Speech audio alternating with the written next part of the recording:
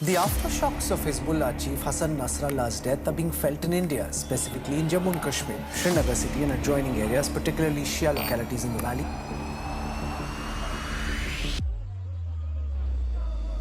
दुनिया के मुसलमान जो है हिजबुल्लाह की वजह से मुत्तहिद नहीं हो जाएंगे, हसन नसरुल्लाह की शहादत से मुत्तहिद नहीं हो जाएंगे।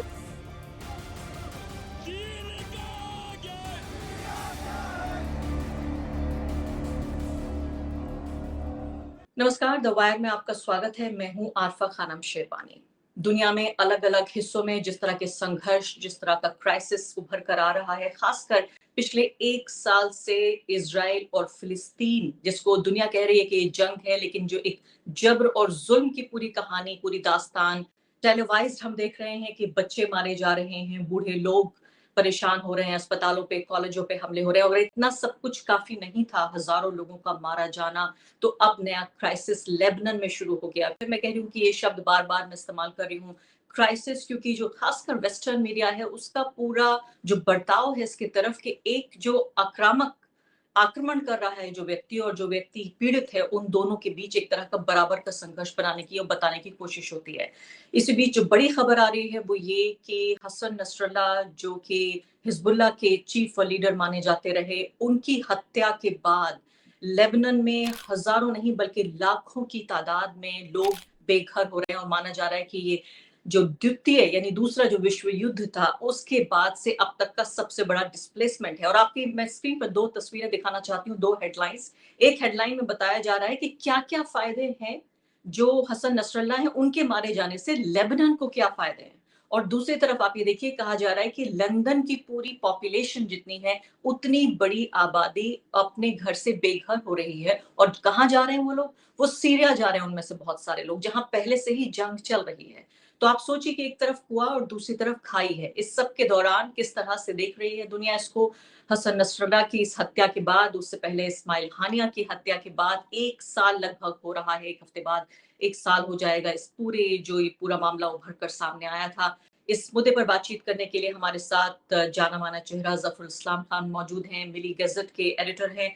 और इतना ही नहीं बल्कि मैं कहूँगी कि भारत में बहुत कम लोग जो इस पूरे खित्ते को बहुत बेहतरीन तरीके से समझते हैं, जानते हैं, पैनी नज़र रखते हैं। और सबसे बड़ी बात आपको बताना चाहती हूँ कि अब से 20 साल से भी ज़्यादा गुज़र चुके हैं जब उन्होंने हसन नसरल्लाह का इंटरव्यू किया था। मेरा यकीन है ज़फ़र साहब, आप और वो दोनों काफ़ी कम उम्र के रहे होंगे उस वक़्त आपने जब उनका इंटरव्यू किया था। अब जब आपने उनकी हत्या की जब खबर सुनी तो आपका क्या रिएक्शन था पहले? देखिए, ये तकरीबन जो मैंने इंटरव्यू किया था कोई 20 साल 21 साल पहले इंटरव्यू लिया था उनसे, और वो 1 टू 1 था, एक्सक्लूसिव इंटरव्यू था। उसके लिए मैं लेबनान गया था, बैरूत गया था, लिया था मैंने। वो आज भी हमारी वेबसाइट पे मौजूद है। और वो हमने जो उनको पाया, एक बहुत ही मुहज़्ज़ब और शरीफ सिविलाइज्ड आदमी थे। उनको बात करने का तरीका मालूम था, अपनी बात कहने का तरीका मालूम था। और वो इसी वजह से लेबनान में खाली सिर्फ शिया के लीडर नहीं थे, बल्कि पूरे लेबनान के थे। और लेबनान के लोग उनको समझते थे कि ये इसराइल के अटैक, जो इसराइल का अटैक आज से थोड़ी शुरू हुआ है। इसराइल तो उनको 30-40 साल से मुस्तकिल अटैक कर रहा है। जिस वक्त वहां पे उस एरिया को, जिस वक्त आज कहा जा रहा है कि वहाँ हिजबुल्ला है, उसको फतेह लैंड बोलते थे, यानी पीएलओ और फतेह का एरिया था वो। उस वक्त से इसराइल अटैक कर रहा है। 1982 में इसी तरह का जो आज भी हो रहा है, इसराइल ने किया था।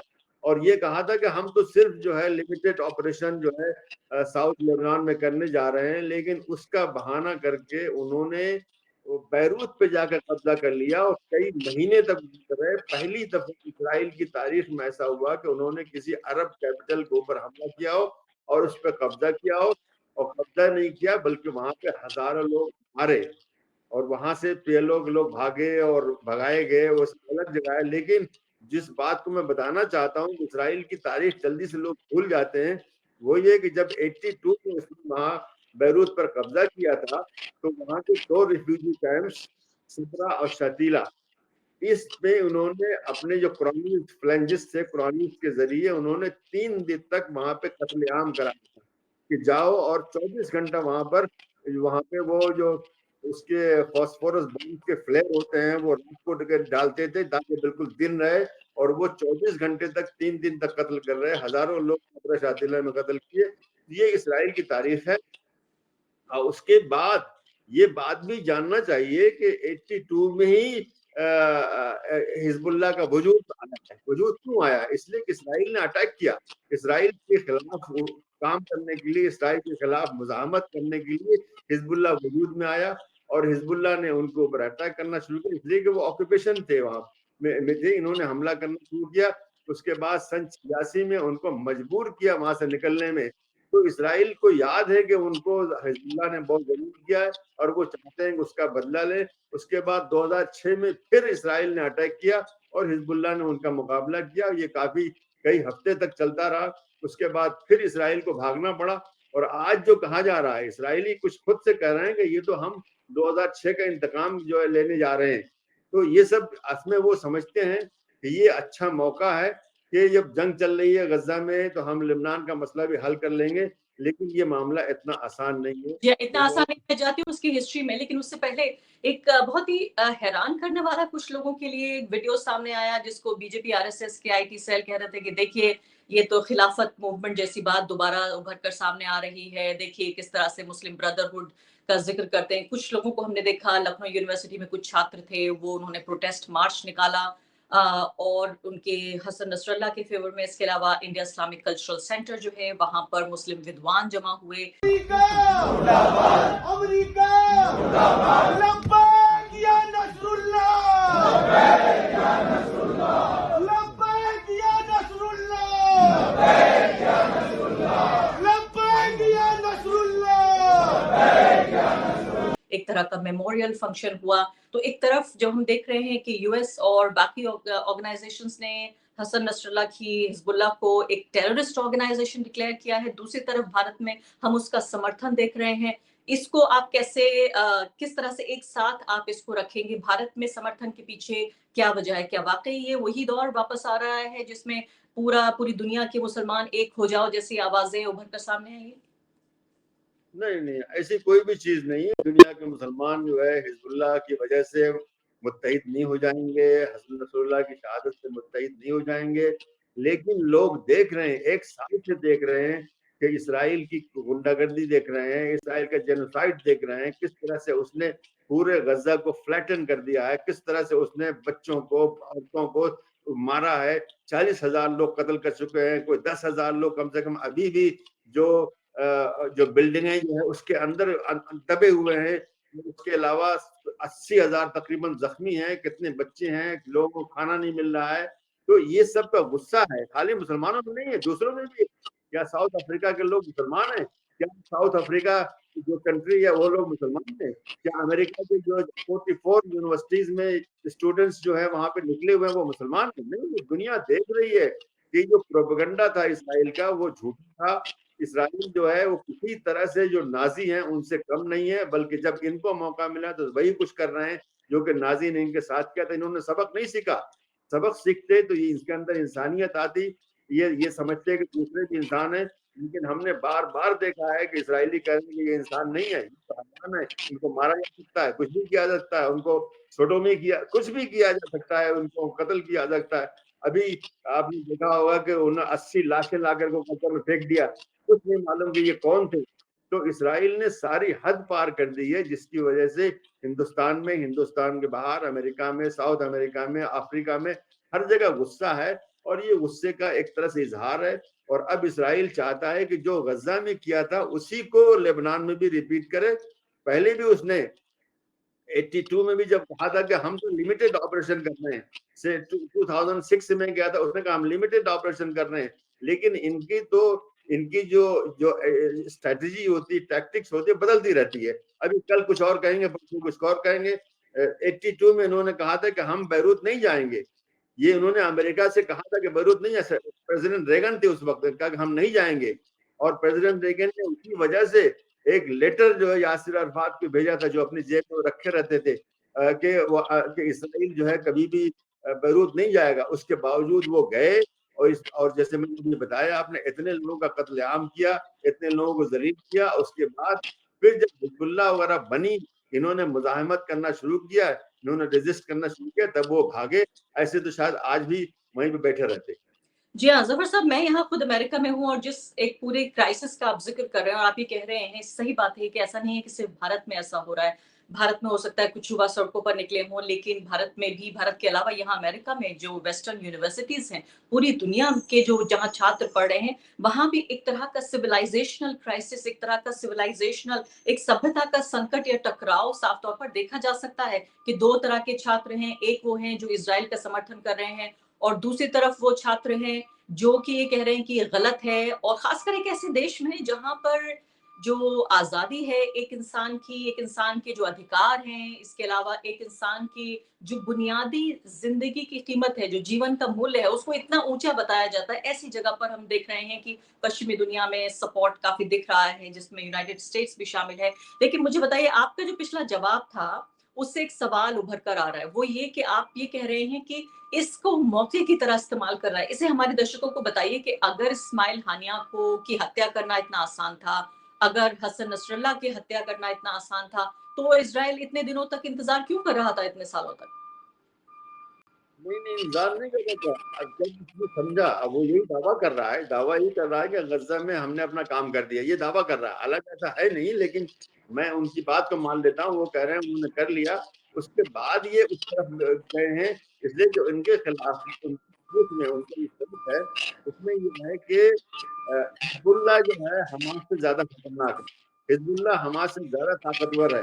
हिजबुल्लाह असल उनका दुश्मन है, वो ये समझते हैं। इसलिए हिजबुल्लाह के पास जो है वहां पर, जैसे कि गजा है, गजा जो एक तरह से पूरी तरह से इसराइल ने ब्लॉकेट कर रखा है। गजा में कोई चीज आ नहीं सकती है, कुछ कर नहीं सकते हैं, बहुत ही मुश्किल है। वो तो वहां पे उन्होंने सुरंगें खोद रखी हैं, इसकी वजह से बच गए हैं, वरना वो तो एक एक करके मारे जाते।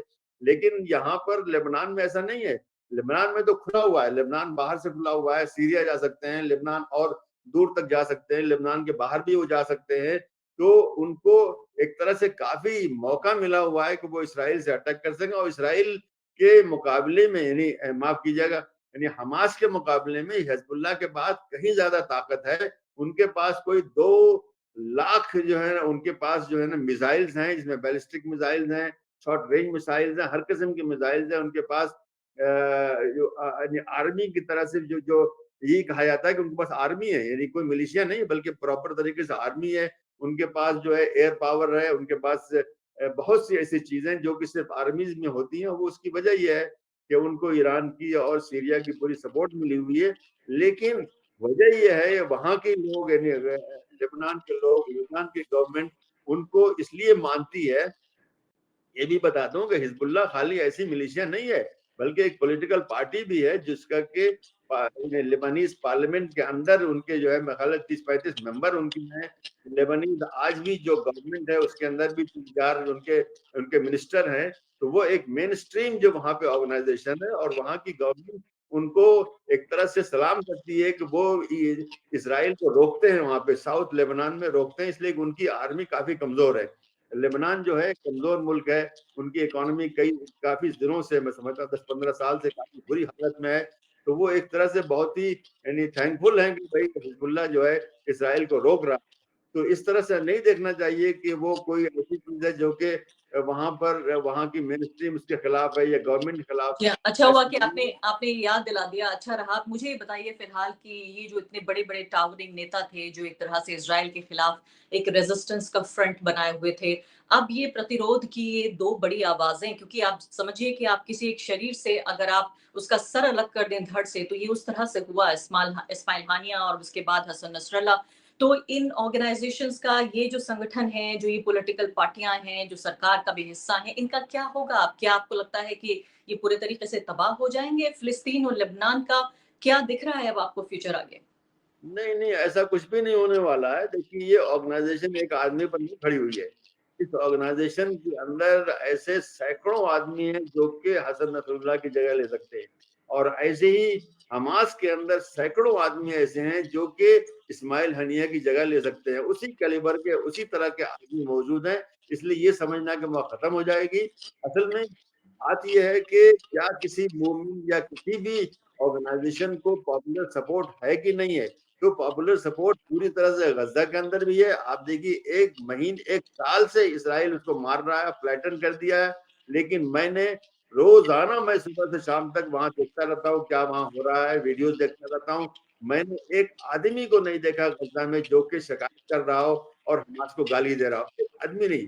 तो ये वहां पे ये जो सूरत हाल है, यही सूरत हाल आपको साउथ लेबनान में भी नजर आएगी कि वहां पर भी हिजबुल्लाह ने जो काम किया है, खाली मिलिशिया नहीं है, खाली आर्मी नहीं है, बल्कि उसने अस्पताल, सैकड़ों अस्पताल बनाए हैं, सैकड़ों कॉलेज बनाए हैं, मतलब स्कूल बनाए हैं, कॉलेज बनाए हैं, हर किस्म का जो जो जो लोग जो है माजूर हैं, जो लोग जो शहीद हो गए हैं, उनके घर वालों का सबका ख्याल रखना, ये वो चीजें हैं, ये खिदमत जो है उनकी, सोशल सर्विस जो उनकी, ये बहुत ही बड़ा नेटवर्क उनका, इसकी वजह से लोग उससे मोहब्बत करते हैं और लोग उनको चाहते हैं।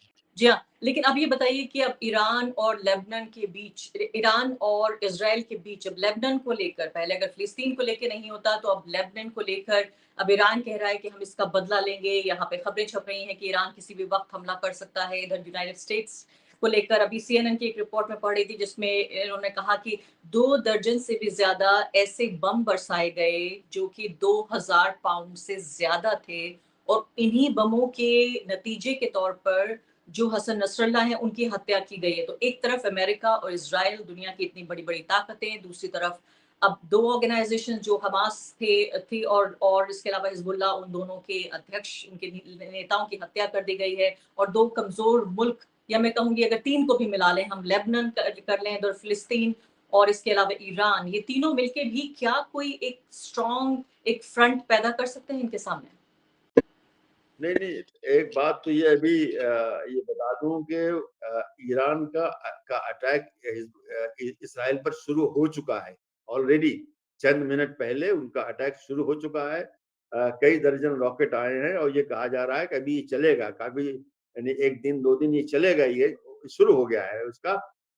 ये जो कहना है, देखिए खाली ईरान नहीं उसमें, खाली हिजबुल्लाह उसमें नहीं है, बल्कि इसमें वहां पे बहुत से इराक के लोग इसमें शामिल नहीं है क्या, सीरिया के लोग इसमें शामिल नहीं है क्या, इसमें जो जो हुती कहा जाता है, अंसारुल्लाह जो है यमन में बहुत बड़ी गवर्नमेंट है, बहुत बड़ा एरिया का वो हाकिम है, क्या वो शामिल नहीं है?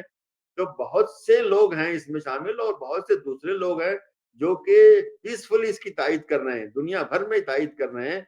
क्या साउथ अफ्रीका जो है, या उसके साथ आज 12-13 मुल्क हैं जो कि इंटरनेशनल कोर्ट में गए हैं, ये सब लोग जो है उसकी तायद कर रहे हैं कि ये नहीं होना चाहिए इस तरह से। इसराइल के ऊपर अगर अटैक हुआ था, मैं समझता हूँ कि मैं पर्सनली, कम से कम मैं किसी तरह से उसको गलत नहीं समझता, इसलिए कि वो अटैक 7 अक्टूबर को नहीं हुआ था, बल्कि 75 साल से जो इसराइल का जुल्म था फलस्तीनियों के ऊपर, जो उनके 70% आबादी को रिफ्यूजी बना दिया, उनके ज्यादातर, मतलब यूनाइटेड नेशंस ने उनको 54% जो पैलेस्टाइन के दिया था, लेकिन उन्होंने 78% ले लिया। उसके बाद 67 में उन्होंने वो भी ले लिया। तो आज पूरा का पूरा पैलेस्टाइन जो है इसराइल ने ऑक्यूपाई कर रखा है, उनको जलील, देखिए वेस्ट बैंक में क्या मामला कर रखा है, ईस्ट जेरूसलम में क्या कर रखा है, आज गजा को पूरी तरह फ्लैट कर दिया है।